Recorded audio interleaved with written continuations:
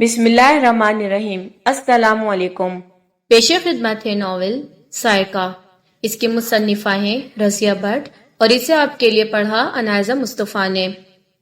یہ ناول آپ کے لیے national audio library for the blind کی جانب سے پیش کیا جا رہا ہے۔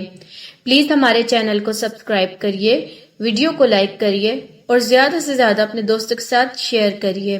شکریہ۔ محل اور محل کی زندگی کا تصور بھی ناجی کے فہم و ادراک سے بعید تھا۔ شہر کے پربہار گوشے میں اس کی اپنی اقامت گاہ پرتعیش لوازمات سے پر تھی، لیکن الحمرا سے تو اسے کسی طور پر مناسبت نہ تھی۔ ناجی محل میں داخل ہوئی تو اس کے ہوش و حواس اڑے جا رہے تھے۔ اس محل کا جاہو جلال دیکھ کر بکھلا گئی تھی اور کچھ اہل خانہ کا خیال معصوم دل و دماغ پر خوف بن کر چھایا ہوا تھا۔ یہاں آنے کی اسے کوئی لگن نہ تھی۔ سہمی سہمی خوف زدہ سی وہ طاہر کے ساتھ ساتھ چل رہی تھی۔ طاہر اس وقت اپنے آپ سے بہت دور جا چکے تھے۔ ان کے جذبات میں تلاطم تھا۔ تقریباً 10 ماہ بعد وہ اپنے گہوارہ عشرت میں داخل ہوئے تھے۔ نامساعد حالات نے کتنی تلخیاں بکھیر دی تھیں۔ اس گھر میں داخل ہونے کے بعد انہیں شاید احساس ہو رہا تھا۔ الحمرا میں داخل ہوتے ہی منجمد دل میں حرارت پیدا ہو گئی تھی۔ والدین، بھائی بہنوں اور عزیز و اقارب کی محبت اس حرارت سے پگھلنے لگی تھی۔ بمشکل دل کو سنبھالے، ہونٹوں کو دانتوں سے کاٹتے، آنکھوں میں بار بار چھلکنے والی نمی کو روکتے، وہ اپنے ابا کے خوابگاہ کی طرف بڑھ رہے تھے۔ ناجی کے خوفزدہ سہمے ہوئے چہرے کو انہوں نے دیکھا ہی نہیں۔ خوابگاہ کے بیرونی طویل و عریض کمرے میں روشنیوں کا سیلاب امڈ رہا تھا۔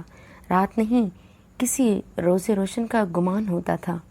دیوار گیر مجسمے روشنی اگل رہے تھے، ارغوانی قالین چمک رہے تھے اور محرابی دروں میں گھاس کی چمکتی ہوئی ٹوکریاں لٹک رہی تھیں۔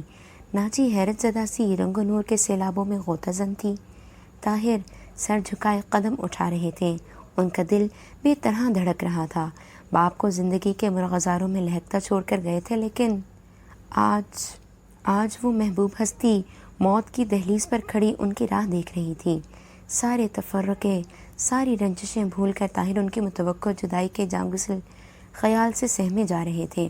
دل و دماغ پاش پاش ہوئے جا رہے تھے۔ برآمدے کے زینے پر قدم رکھتے ہی ان کی نظریں خوابگاہ کے دروازے پر پڑیں۔ پردہ ہٹا اور اتفاقاً حسن بانو باہر نکل آئیں۔ ماں نے بیٹے اور بیٹے نے ماں کو دیکھا۔ مامتا تڑپی۔ طاہر کے سینے میں جیسے ایک دم سینکڑوں تیر پیوست ہو گئے۔ درد کی شدت سے تڑپ اٹھے، بے قراری سے آگے بڑھے اور امی حضور کہہ کر ماں سے لپٹ گئے۔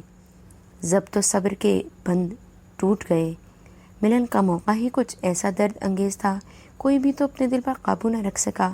ماں رو رہی تھی اور طاہر ان کے سینے سے لگے معصوم بچوں کی طرح ہچکیاں بھر رہے تھے۔ ناجی یہ رقت انگیز منظر دیکھ کر اور سہم گئی۔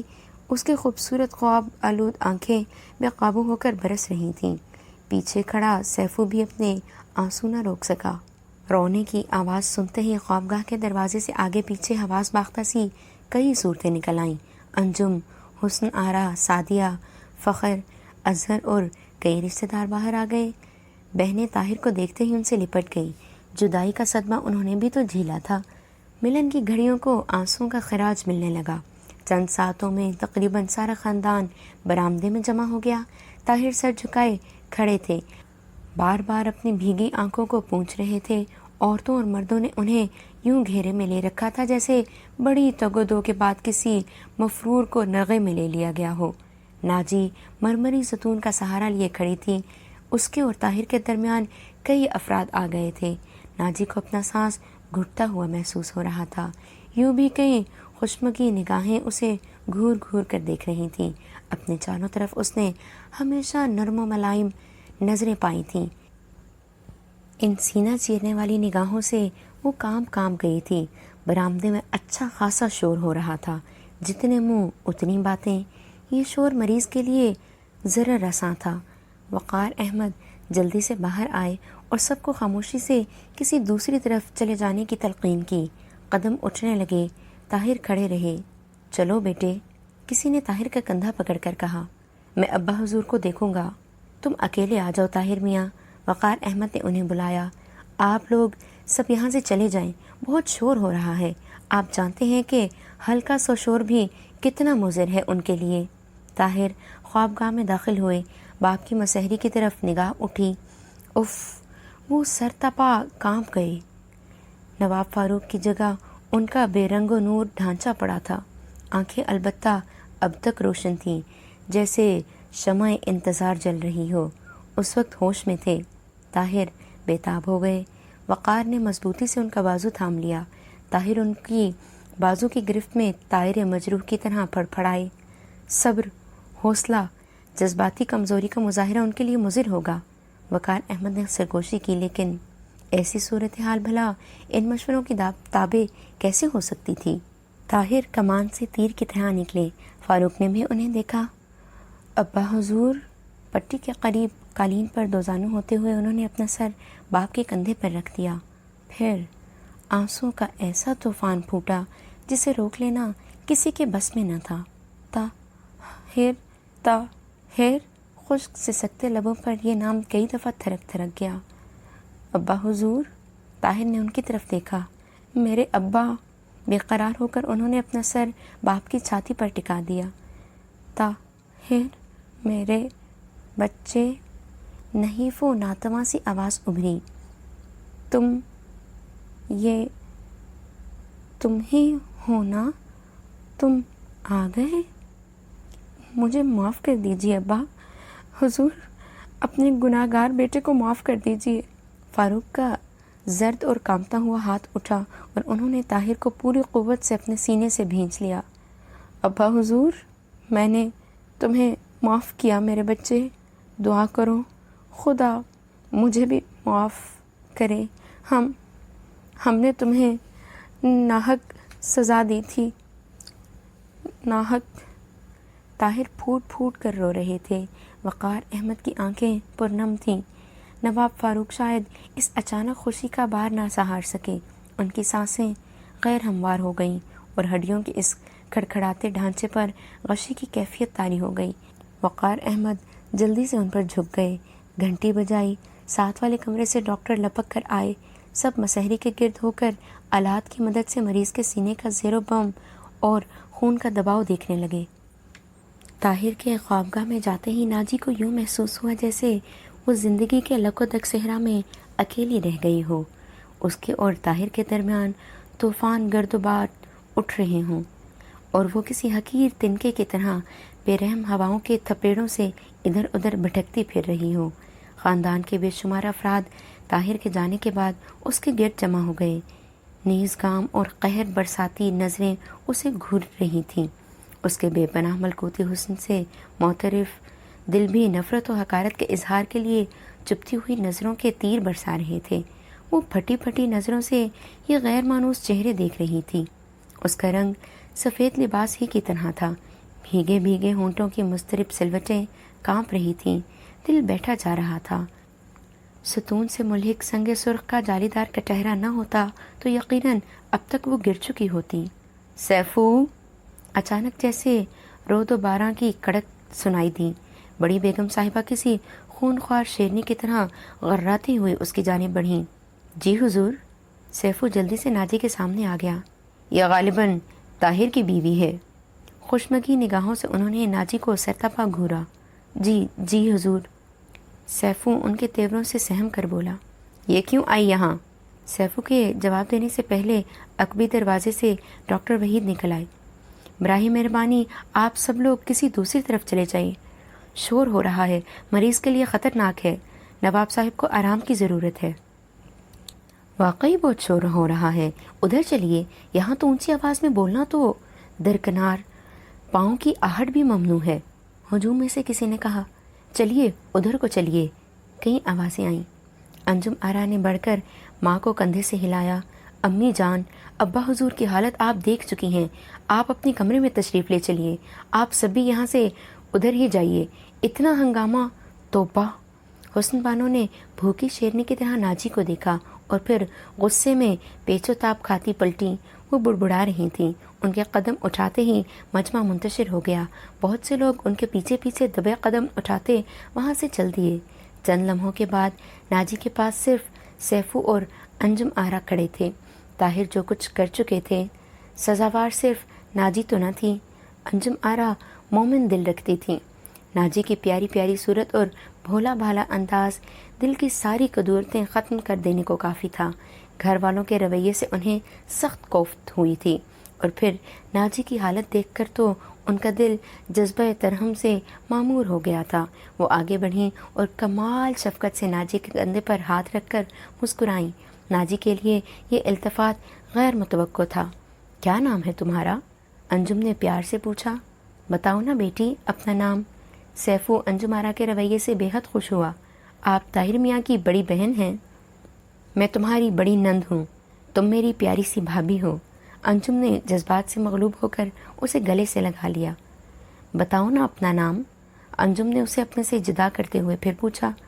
ناجی جیسے کوئی خواب دیکھ رہی تھی۔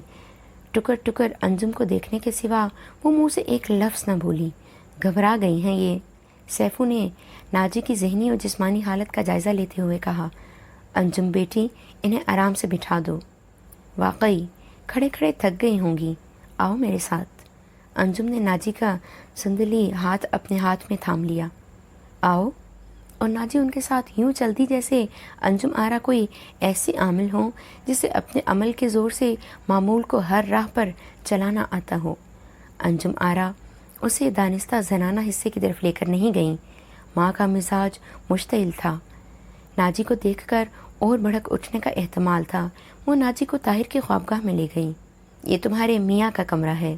انجم آرا نے پیار سے ناجی کا ہاتھ دبایا۔ ناجی ششدر سی خوابگاہ میں داخل ہوئی۔ اس کے حواس اب تک ٹھکانے پہ نہ آئے تھے۔ بیٹھ جاؤ۔ انجم اس کے پاس بیٹھ گئی۔ یہ طاہر کی خوابگاہ ہے۔ امی حضور نے طاہر کے جانے کے بعد بھی اس کی اسی طرح دیکھ بھال کروائی جس طرح ان کے جانے سے پہلے کرواتی تھیں۔ انجم ادھر ادھر کی باتیں کر کے اس کا دل بہلانا چاہتی تھی، لیکن ناجی گمسم بیٹھی تھی۔ تیز و تند نظروں سے زخمی ذہن اب تک خوفزدہ تھا۔ تمہیں باتیں نہیں آتی؟ انجم نے اس کی ٹھوڑی کو چھو کر پوچھا۔ ناجی غیر ارادی طور پر مسکرا دی۔ وہ انجم سے کچھ مانوس ہو گئی تھی۔ نام بھی نہیں بتایا؟ کیا نام ہے؟ ناجی۔ شکر ہے، تمہاری آواز تو سنی۔ ماشاءاللہ، شکل و صورت کی طرح آواز بھی پیاری ہے۔ ناجی پھر مسکرائی۔ ہونٹوں کے مزمحل سلوٹوں پر ابھرتا ہوا تبسم ناجی کے ملکوتی حسن میں اضافے کا باعث تھا۔ انجم کا جی چاہا اسے اپنے سینے سے لگا لیں۔ لیٹ جاؤ، تھک گئی ہوگی تم تو۔ انجم نے زبردستی ناجی کو مسہری پر لٹا دیا۔ انجم اس سے باتیں کرنے لگی اور ناجی سہمے سہمے لہجے میں ان کی باتوں کا جواب دینے لگی۔ انجم آرا کے مشفقانہ رویے کے باوجود اس کے حواس پر خوف چھایا ہوا تھا۔ تم آرام سے لیٹی رہو، اب میں جاتی ہوں۔ آپ گھبراؤ نہیں، یہاں تم پورے اطمینان سے لیٹی رہو۔ میں ابا حضور کو دیکھاؤں۔ سیاں کہاں ہیں؟ سیاں؟ انجم آرا نے حیران ہو کر ناجی کی طرف دیکھا۔ ناجی کچھ شرما سی گئی اور انجم کو یہ جاننے میں قطعی دقت نہ ہوئی کہ اس کا استفسار طاہر کے متعلق تھا۔ طاہر کو پوچھ رہی ہو؟ مسکراتے ہوئے انجم بولی۔ ناجی نے اسبات میں سر ہلا دیا۔ انجم اس کی سادگی پر مسکرا دی۔ اچھا تم آرام کرو، میں تمہارے سیاں کو یہیں بھیج دوں گی۔ وہ شاید ابھی ابا حضور کے کمرے میں ہی ہیں۔ ابا حضور کی حالت تشویشناک ہے، ناجی دعا کرو اللہ ان پر اپنا رحم کرے۔ ادھر انجم آرا ناجی سے باتوں میں مشغول تھیں اور ادھر زنان خانے میں جیسے کوئی قیامت ٹوٹ پڑی تھی۔ نواب صاحب کی تشویشناک حالت کو جیسے سبھی نے فراموش کر دیا تھا۔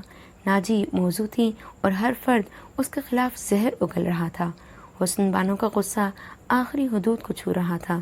سعدیہ آتش زیرپا تھیں اور فوزیہ کے آنسو جلتی پر تیل کا کام کر رہے تھے۔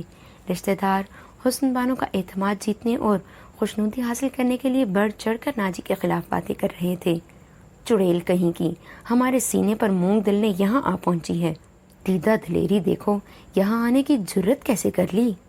آنکھ میں ڈر خوف تو تھا ہی نہیں، ٹکر ٹکر دیکھی جا رہی تھی۔ اتنا نہ ہو سکا بیگم صاحبہ کے پاؤں پکڑ کر معافی ہی مانگ لیتی؟ گوارن دیہاتن یہ اداب کون سکھاتا اسے؟ حسن بانو کے ارد گرد خاندان کی عورتوں کا جھمگھٹا تھا. حسن بانو کو غصہ ٹھنڈا کرنے کے بجائے زیادہ ہمدرد بننے کی کوشش میں انہیں اور اشتعال دلائی رہی تھیں. سعدیہ اور فوزیہ تو اسے ذلیل کرنے کے لیے خود ضلالت پر اتر آئی تھیں. نام سن سن کر ہی دل جل رہا تھا. اب ڈائن گھر میں بھی آ پہنچی ہے. سعدیہ ٹسپے بہانے لگی. فوزیہ پہلے ہی آنسو بہا رہی تھی.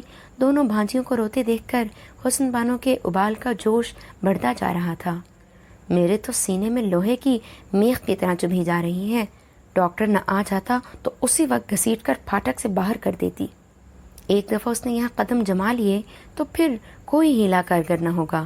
سعدیہ شاکی لہجے میں بولی. قدم جمانے کون دے گا؟ میرا نام حسن بانو نہ ہوا جو یہاں ٹکنے دیا. لیکن طاہر نے کوئی چوں چراں کی تو اس گھر کے دروازے اس پر بھی بند ہو سکتے ہیں. امی حضور. انجم آرا چند لمحے پہلے یہاں آئی تھیں. کمرے کی مسموم فضا دیکھ کر وہ ٹھٹک گئیں. حسن بانو نے گردن گھما کر پیچھے کھڑی انجم آرا کو دیکھا. انجم ماں کے دائیں ہاتھ بیٹھتے ہوئے بولیں. امی حضور آپ طاہر کو پھر ہاتھوں سے گنوانا چاہتی ہیں؟ شکر کا مقام ہے خدا نے جیتے جی بیٹے کو ملا دیا. طاہر آ گئے ہیں. ہمیں اس سے زیادہ اور خوشی کون سی ہو سکتی ہے؟ لیکن ساتھ وہ چڑیل بھی آ گئی ہے نا. وہ طاہر کی بیوی ہے امی حضور. جہاں طاہر ہوں گے وہیں وہ بھی ہوگی. تو گویا آپ پر بھی جادو چل گیا ہے ساحرہ کا. بڑے ہی طنزی انداز میں سعدیہ نے کہا. جادو کیا؟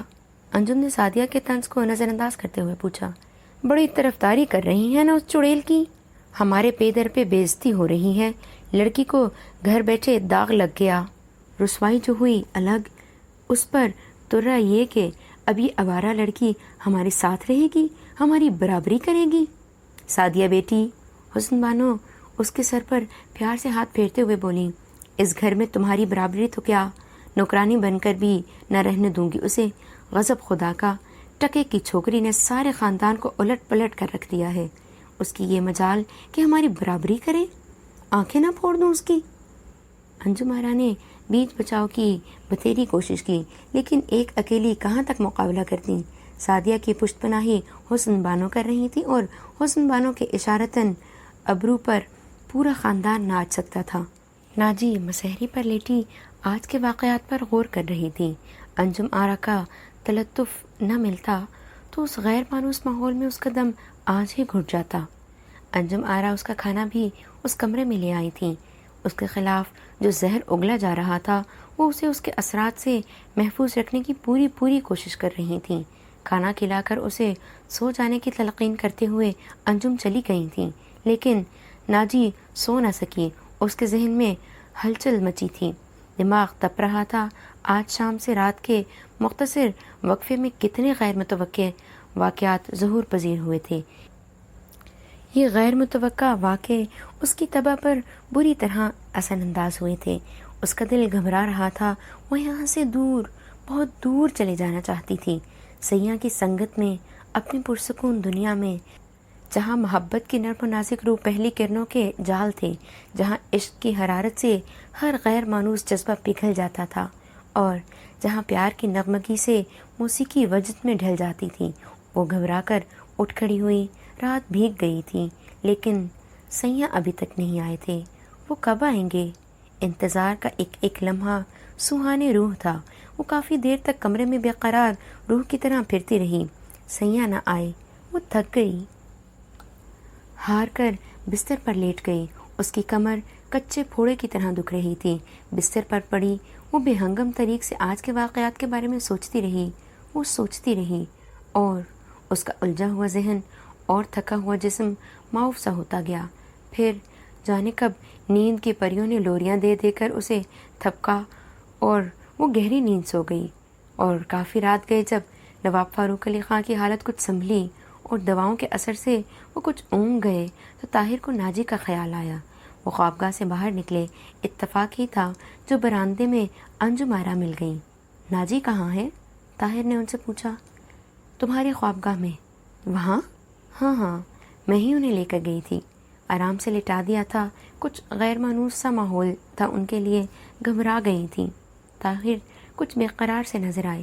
انجم بھانپ گئی۔ فکر نہ کرو، اب وہ سو رہی ہیں، میں ابھی ابھی دیکھ کر آئی ہوں۔ طاہر کو کچھ تسلی ہوئی۔ دونوں بہن بھائی کچھ دیر اپنی کہتے اور دوسرے کی سنتے رہے۔ امی حضور نے ناجی کو دیکھا؟ باتوں ہی باتوں میں طاہر نے پوچھا۔ کیوں نہیں؟ کیا خیال ہے ان کا؟ خیال کیسا؟ سنا ہے وہ اس کے خلاف اب بھی۔ یہ سب وقتی باتیں ہیں طاہر، سب ٹھیک ہو جائے گا۔ تم جانتے ہو ان کی بھانجی تم سے منسوب تھی، اس نسبت کے ٹوٹنے کا انہیں کتنا غم ہے۔ اس غم کا اظہار اگر وہ غصے کی صورت میں کریں بھی تو خاموشی ہی مصلحت ہے۔ ویسے میرا خیال ہے کہ ناجی کی پیاری پیاری معصوم صورت دیکھ کر ان کے سینے کا پتھر خود بخود پگھل جائے گا۔ طاہر عقیدت سے سر جھکائے بہن کی باتیں سن رہے تھے۔ ناجی کی صورت اور سیرت بہت جلد اسے اس کا اصل مقام دلا دے گی طاہر نے فخر سے سر اٹھایا اور مسکرا کر بہن کی طرف دیکھا۔ آپ کو پسند آئی ناجی؟ تمہارے انتخاب کی داد نہیں دی جا سکتی۔ انجم آرا نے پیار کی شدت سے مغلوب ہو کر طاہر کے سر پر بوسہ دیا۔ یہ ان کے انتخاب کی کھلی داد تھی۔ طاہر کے دل میں گھر والوں کی طرف سے جو وسوسہ تھا وہ انجم آرا کی باتوں اور رویے سے کسی حد تک ٹوٹ گیا۔ بہن سے الگ ہو کر وہ اپنی خوابگاہ میں گئے۔ کمرے میں قدم رکھتے ہی کئی مانوس یادیں ذہن میں امڑ آئیں۔ اتنی مدت بعد اپنے کمرے میں داخل ہو کر وہ کچھ عجیب سی کیفیات سے دوچار تھے۔ چند لمحے وہ ساکت سے کھڑے رہے۔ ناجی نے ہلکی سی ہائے کر کے کروٹ بدلی۔ طاہر کا انہماک ٹوٹ گیا۔ جلدی سے مسحری کی طرف بڑھے، ناجی پر جھک گئے۔ ناجی کروٹ بدل کر سو گئی تھی۔ نرم نرم تکیوں پر ناجی کے سیاہ بال بکھرے تھے۔ طاہر نے جھک کر ان بالوں کو چھوا لیکن ناجی کو جگایا نہیں۔ وہ جانتے تھے اسے پرسکون نیند کی کتنی ضرورت ہے۔ وہ اسے بغور دیکھتے رہے۔ ایک گہرے سکون اور اطمینان کا احساس ان کے رگو پے میں مسرت کی ہلکی ہلکی لہریں دوڑا رہا تھا۔ آج ناجی کو اس کا اصلی مقام مل گیا تھا۔ وہ الحمرا میں بہو بن کر آ گئی تھی۔ طاہر گھر میں سلگنے والی فضا سے قطعاً بے خبر تھے۔ انجم آرا کی باتوں سے وہ پہلے ہی مطمئن ہو گئے تھے۔ اس پر ناجی کو اس طرح اپنی خوابگاہ میں محو خواب پایا تو انہوں نے طمانینت کا گہرا سانس لیا۔ اس سانس کی گہرائی میں جذبات تشکر بھی تھے۔ ناجی کو اپنانے کی حقیقی خوشی کا احساس انہیں آج پوری طرح ہوا۔ چند لمحے رکنے کے بعد طاہر پھر نواب فاروق کے خوابگاہ میں لوٹ آئے۔ ان کی آمد نے نواب فاروق کی زندگی کی گرتی دیوار کو عارضی سہارا دے دیا تھا۔ اس رات وہ کافی دیر تک ہوش و حواس میں رہے تھے۔ طاہر کو نظروں سے اوجھل نہ ہونے دیا تھا۔ مدتوں درشن کی پیاسی آنکھیں ہمیشہ کو بند ہو جانے سے پہلے پوری طرح سیریاب ہونا چاہتی تھیں۔ طاہر کے دل میں جدائی کی کسک تھی۔ وہ ملن کے ان لمحوں سے آسودگی پا رہے تھے۔ باپ کی پٹی سے لگے بیٹھے تھے۔ چند لمحوں کے لیے انہیں غنودگی آئی تو ناجی کو جا کر دیکھ لیا، پھر وہیں آ کر بیٹھ گئے۔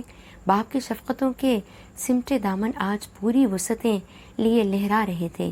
طاہر ان دامنوں تلے قلبی سکون پا رہے تھے۔ سحر ہو چکی تھی۔ طاہر پلنگ کی پٹی پر سر رکھے قالین پر بیٹھے بیٹھے ہی سو گئے تھے۔ دوسرے دونوں بھائی اور رشتے کے کئی بزرگ کمرے میں باری باری آتے جاتے رہے تھے لیکن طاہر نے باپ کی پٹی نہیں چھوڑی تھی۔ بالوں میں انگلیوں کا لمس محسوس کرتے ہی طاہر کی آنکھ کھل گئی۔ جلدی سے سر اٹھایا، ادھ کھلی آنکھوں سے باپ کی طرف دیکھا۔ وہ جاگ رہے تھے اور ان کی بے نور سی آنکھوں کے گوشے بھیگ رہے تھے۔ طاہر کے سر پر ہاتھ پھیرتے وہ نہ جانے کن سوچوں میں گم تھے۔ کمرے میں ہلکی ہلکی برقی روشنی دریچوں سے آنے والی صبح کے ملگجے اجالوں سے الجھ رہی تھی۔ پھیکی پھیکی بے نور سی روشنی میں نواب فاروق کا چہرہ یوں نظر آ رہا تھا جیسے موت کے ہاتھ نے اس بے رنگ خاکے میں زردی کی آخری تہ بھی بھر دی ہو۔ گھبرا کر طاہر نے باپ کی طرف دیکھا۔ ابا حضور، وہ دھیرے سے پکارے۔ فاروق ہوش میں تھے۔ تکیے پر رکھے رکھے سر طاہر کی طرف موڑ کر انہیں جی بھر کر دیکھا۔ ان کی کانپتی انگلیوں کی لرزش کچھ اور بڑھ گئی۔ طاہر نے ان کا ہاتھ اپنے ہاتھوں میں تھام لیا اور پریشان نظروں سے باپ کو دیکھنے لگے۔ طاہر، آواز میں انتہائی نکاہت تھی۔ جی؟ تمہاری دلہن کہاں ہے؟ انہیں ساتھ نہیں لائے تھے؟ رکتے رکتے الفاظ میں نواب فاروق نے ناجی کو دیکھنے کی خواہش ظاہر کی۔ وہ میرے ساتھ ہی آئی تھی ابا حضور۔ طاہر نے باپ کے ہاتھ پر سر رکھ دیا۔ انہیں یہاں لاؤ، ہم دیکھنا چاہتے ہیں۔ ابا حضور، طاہر کا دل شدت جذبات سے بھر آیا۔ آپ نے ہمیں معاف کر دیا ابا حضور؟ فرط عقیدت سے طاہر نے باپ کے ہاتھ پر بوسہ دیا۔ انہیں یہاں لاؤ اس وقت؟ ہاں، پھر شاید ان آنکھوں میں روشنی نہ رہے۔ ابا حضور، طاہر بے قرار ہو گئے، ان کی آواز رکت سے رند گئی۔ جاؤ طاہر، انہیں لے آؤ، جاؤ بیٹے۔ باپ کے لہجے کی مایوسی سے طاہر تڑپ گئے۔ ڈوبتے دل سے باپ کو دیکھا۔ انہوں نے پھر ناجی کو دیکھنے کا اصرار کیا۔ طاہر غمگین و افسردہ وہاں سے اٹھے اور اپنی خوابگاہ کی طرف چل دیے۔ ناجی صبح سویرے اٹھنے کی عادی تھی۔ طاہر خوابگاہ میں داخل ہوئے تو مشرقی دریچہ کھولے کھڑی تھی۔ تمہیں ابا حضور بلا رہے ہیں ناجی، ان کی حالت اچھی نہیں، آؤ ان کے پاس چلو۔ میں چلوں؟ ناجی نے انہیں بے یقینی سے دیکھا اور باطل نخواستہ ان کے ساتھ چل دی۔ نواب صاحب سے بچپن ہی سے خوف کھاتی چلی آئی تھی۔ اس پر جو حالات روپذیر ہو چکے تھے وہ ڈرنے میں حق بجانے بھی تو تھی۔ دونوں خوابگاہ میں اکٹھے داخل ہوئے۔ نواب فاروق کی منتظر نظریں ادھر ہی کو تھیں۔ طاہر نے ناجی کا ہاتھ تھام کر اسے مسحری کے قریب کر دیا۔ ناجی اپنے آپ کو سمیٹتی شرماتی اور خائف زدہ سی مسحری کے قریب جھک گئی۔ بڑے مؤدبانہ لیکن سہمے ہوئے طریق سے سلام کیا۔ ناتواں سا لرزتا ہوا ہاتھ اٹھا اور ناجی کے سر پر ٹک گیا، اور زندگی کی روشنی سے لمحہ بلمحہ دور ہوتی آنکھیں دھندلا گئیں۔ عین اسی وقت حسن بانو خوابگاہ میں آ گئیں۔ یہ منظر دیکھ کر آگ بگولا ہو گئیں۔ طاہر کی پشت تھی۔ انہوں نے ماں کے چہرے پر عتاب کے طوفان نہیں دیکھے تھے۔ وہ گرجنے کو تھیں کہ موقع کی نزاکت دیکھتے ہوئے وقار بھائی نے بڑھ کر انہیں بازو سے تھام لیا اور ان کے کچھ کہنے سے پہلے ہی دوسرے کمرے میں لے گئے۔ وقار نے انہیں حالات کی نزاکت اور موقع کی غنیمت سمجھا کر چپ رہنے کی تلقین کی اور سمجھا بجھا کر خوابگاہ میں لائے۔ ناجی مسحری کی پٹی پر جھکی بیٹھی تھی۔ فاروق دھیرے دھیرے کہہ رہے تھے، دعا کرو بیٹی، خدا ہمیں ہمارے کیے کی معافی دے، ہم نے تم سے بڑی زیادتی کی۔ نواب فاروق اعتراف جرم کر کے اپنی روح کو ہلکا پھلکا کر رہے تھے۔ انہیں محسوس ہو رہا تھا کہ جیسے بہت بڑا بوجھ ان کے سر سے اتر گیا ہو اور اب عاقبت کا راستہ وہ بغیر کسی تردد کے طے کر سکتے ہوں۔ ناجی رو رہی تھی۔ طاہر کی آنکھیں بھی نمناک تھیں۔ حسن بانو کا دل اس منظر سے بھی نہیں پسیجا۔ انتقامی جذبات طوفان اٹھا رہے تھے، دل میں پیچ و تاب کھا رہی تھیں، لیکن ظاہرداری کو چپ ہونا پڑا۔ کوئی ہنگامہ نواب فاروق کی زندگی کا جھلملاتا چراغ ایک لمحے میں گل کر سکتا تھا۔ حسن بانو مسحری کے قریب کرسی پر بیٹھ گئی۔ شوہر کو دیکھ کر غمزدہ بھی تو تھیں۔ عمر بھر کی رفاقت کتنی سرت سے ٹوٹتی جا رہی تھی۔ حسن بانو، انتہائی نحیف آواز میں نواب فاروق بولے۔ حسن بانو آگے جھک گئیں، ان کی آنکھوں میں آنسو تھے۔ بہو دیکھی تم نے؟ اسی لہجے میں فاروق بولے۔ طوفان سینے کی دیواروں سے ٹکرا رہا تھا، لیکن مصلحت اس طوفان کو روک لینے میں تھی۔ دل پر پتھر رکھ کر بولی، آپ کو پسند ہوئی تو ہمیں پسند ہی پسند ہے۔ نواب فاروق کے چہرے پر مسرت کے آثار نظر آئے، اور ماں کے منہ سے یہ کلمے سن کر طاہر کے سینے میں مسرت و انبساط کی لہریں سی دوڑنے لگیں۔ سارے وسوسے مٹ گئے۔ جذبات عقیدت سے ان کا دل لبریز ہو گیا۔ جی چاہا ماں کے قدموں پر سر رکھ دیں۔ پھر نواب فاروق نے وصیت کی کہ طاہر کے حصے کے سارے زیورات ناجی کو دے دیے جائیں۔ ان کا حق وراثت بھی بحال کر دیا اور انہیں پورے حقوق کے ساتھ الحمرا میں رہنے کی اجازت بھی دے دی۔